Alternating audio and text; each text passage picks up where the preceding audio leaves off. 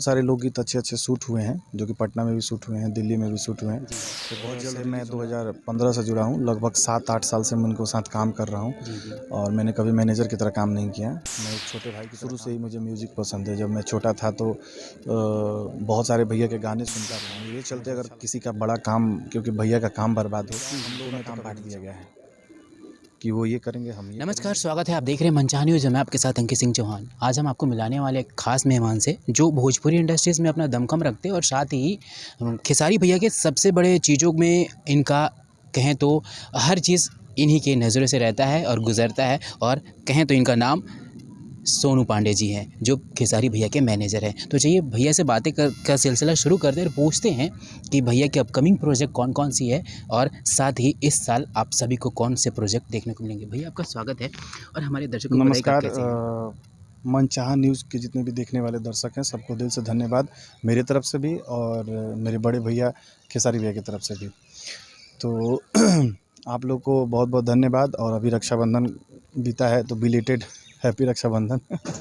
भैया बताइए। मैं अपने दर्शकों के लिए पूछना चाहूँगा कि भैया की अपकमिंग जो मूवी है वो कौन कौन सी है और साथ ही कौन कौन से एल्बम है जो जल्दी दर्शकों को देखने को मिलेंगे। बिल्कुल। अभी बहुत सारे लोकगीत अच्छे शूट हुए हैं, जो कि पटना में भी शूट हुए हैं, दिल्ली में भी शूट हुए हैं। जी जी तो बहुत जल्द रिलीज़ होने वाले हैं। सारी बड़ी कंपनियां हैं, जो अच्छे कंपनी हैं, तो उनके थ्रू होने वाले हैं। और मूवी हैं बहुत सारे, जो अभी एक साउथ की मूवी करके आए हैं भैया कुछ दिन पहले। साउथ की मूवी है, उसके बाद 2-4 और भी जो बहुत पहले से प्रोजेक्ट साइन था, बट क्या है कि कोरोना में कोई काम नहीं हुआ, तो इस वजह से अभी जो है स्टार्ट हुआ है। तो अभी वो सारी प्रोजेक्ट धीरे धीरे आएंगे। और अभी हम लोग खासकर देवी गीत पे फोकस किए हैं। देवी गीत का चल रहा है गाना, सब रिकॉर्डिंग वगैरह सब कुछ फाइनल हो गया है और बहुत जल्द हम लोग शूट भी करेंगे। जी। भैया मैं आपसे पूछना चाहूँगा कि भैया के साथ आप काफ़ी समय से भी हैं और बहुत सारी चीज़ों को आप देखते भी हैं, हैंडल भी करते हैं। भैया क्या कुछ आपकी ज़िंदगी में उतार चढ़ाव रहा है जो आपने सीखा है। एक्चुअली भैया से मैं 2015 से जुड़ा हूँ, लगभग 7-8 साल से मैं उनके साथ काम कर रहा हूँ। और मैंने कभी मैनेजर की तरह काम नहीं किया। मैं एक छोटे भाई की तरह काम करता हूँ और आज भी उनका छोटा भाई बन के मेरे को अच्छा लगता है ना। और आज तक खेसारी भाई ने कभी मुझे मैनेजर बोला ही नहीं। वो बोलते हैं मेरा छोटा भाई है, उससे बात कर लीजिए। तो ये सबसे बड़ी बात है मेरे लिए, है ना। और वो हमेशा मुझे मेरे माँ बाप से भी ज़्यादा प्यार दिए, ताकि मैं 4 साल तो बॉम्बे से आ ही नहीं पाया, बॉम्बे ही रहता था। छठ, दिवाली सब कुछ वहीं हमारा होता था, होली। तो उस हिसाब से बहुत प्यार करते हैं और मैं अपने से ज़्यादा उनका ख्याल रखता हूँ और उनकी चीज़ों का ख्याल रखता हूँ। मेरे लिए काम इम्पोर्टेंट है, ना कि और सारी चीज़ें। जी। भैया कभी आपने सोचा नहीं कि आपका ये सपना मुझे भी भोजपुरी इंडस्ट्रीज़ में आना चाहिए, काम करने चाहिए। नहीं, ऐसा कुछ नहीं। एक्चुअली मैं शुरू में मैं जब दिल्ली पढ़ता था, तो वहाँ पे मैंने सीए कंप्लीट किया और सीए फाइनल में था। तब मुझे भैया से मुलाकात हुई, भैया से मिला। फिर उन्होंने बोला कि बाबू तुम जब ये सब काम कर रहे हो तो सारी चीज़ें ये भी करो, मेरे साथ एक छोटे भाई हो तुम।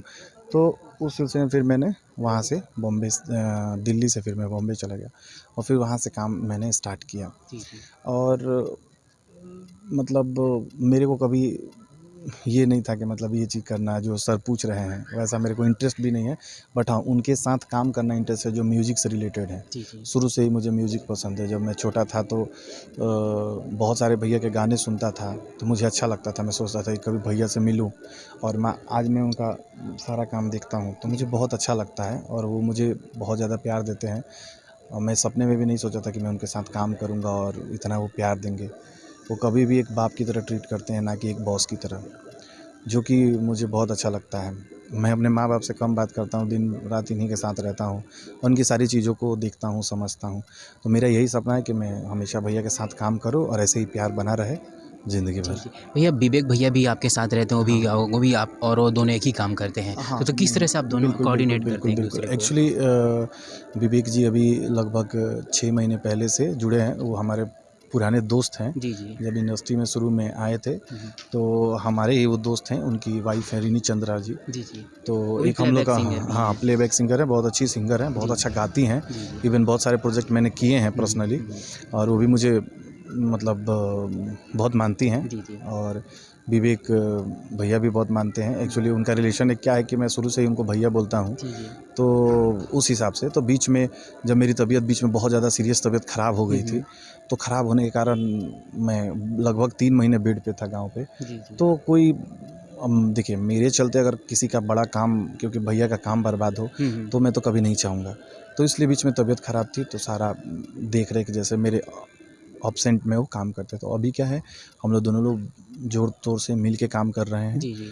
कि क्या है कि जैसे पहले क्या होता था, पहले सो यूट्यूब चैनल, उसके बाद बहुत सारे प्रोजेक्ट हैं, उसको देवी की ढलान रहे, बहुत सारा काम होता था तो मैं अकेले मैनेज करता था तो मैं डिस्टर्ब होता था, जी, क्योंकि जी। इतना ज़्यादा काम है, समझ रहे हैं ना। बिल्कुल, बिल्कुल। एक आदमी तो उनके साथ 24 आवर चाहिए और फिर उसके बाद सब चीज़ों को मैनेज करने के लिए भी चाहिए।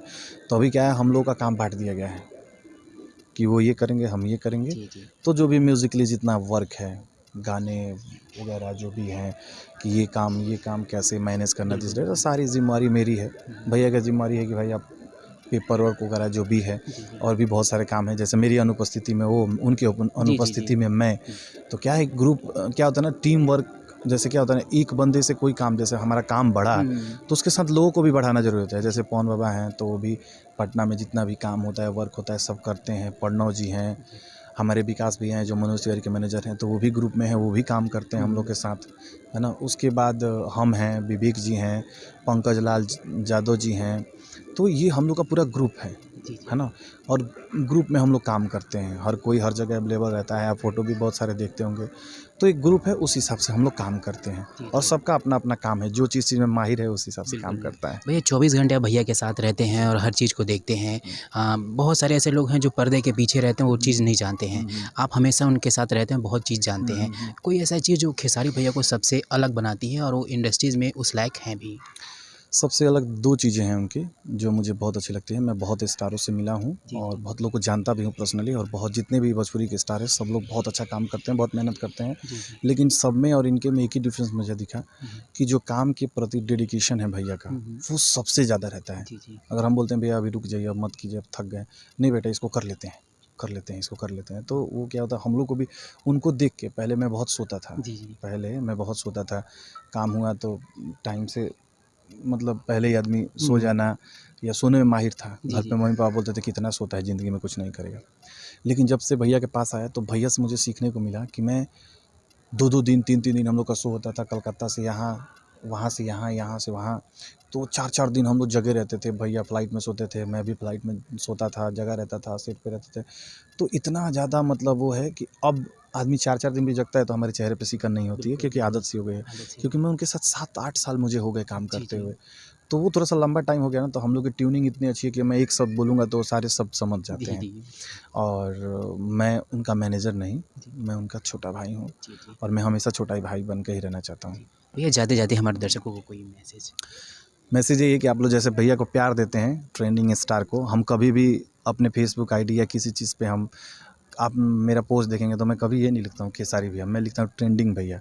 ट्रेंडिंग इसलिए कि जितने भी उनके गाने हैं भोजपुरी में सबसे ज़्यादा ट्रेंड में आते हैं, तो इसलिए मैं उनको ट्रेंडिंग भैया कहता हूँ। और आप लोगों से यही बोलूँगा कि आप अपने ट्रेंडिंग भैया को प्यार दीजिए, और हमें भी प्यार दीजिए, हमें भी आशीर्वाद दीजिए कि हम लोग भी अच्छा काम करें भैया के साथ रह के, और तरक्की करें, हमारा पूरा ग्रुप अच्छे से रहे, सब लोग आगे बढ़े, सब लोग काम करें। और सबको दिल से धन्यवाद जो इस न्यूज़ चैनल को देख रहे हैं। आप लोग इस चैनल को सब्सक्राइब करें, लाइक करें, शेयर करें, और भाई को भी बहुत ज़्यादा प्यार दें। जी, बहुत-बहुत धन्यवाद भैया हमारे साथ जुड़ने के लिए। बिल्कुल, तो बिल्कुल। ये थे हमारे साथ खेसारी भैया के मैनेजर सोनू पांडे जी, जो बहुत अरसे से यानी कि लगभग 7 सालों से भैया के साथ में हैं और बहुत चीज़ों को हैंडल करते हैं और साथ ही इन्होंने हमें यह भी बताया कि कौन-कौन से भैया के प्रोजेक्ट हैं, जो बहुत जल्द आप लोगों को देखने को मिलेंगे। भैया को बहुत प्यार दीजिए, बहुत सपोर्ट करिए और साथ ही लव यू। भैया के जितने भी गाने आएँ, सबको दबाकर शेयर भी यस। कीजिए। तो इसी प्रकार और भी खबरों से बने रहने के लिए चैनल को सब्सक्राइब कर लीजिए और अपना ख्याल रखिए। नमस्कार।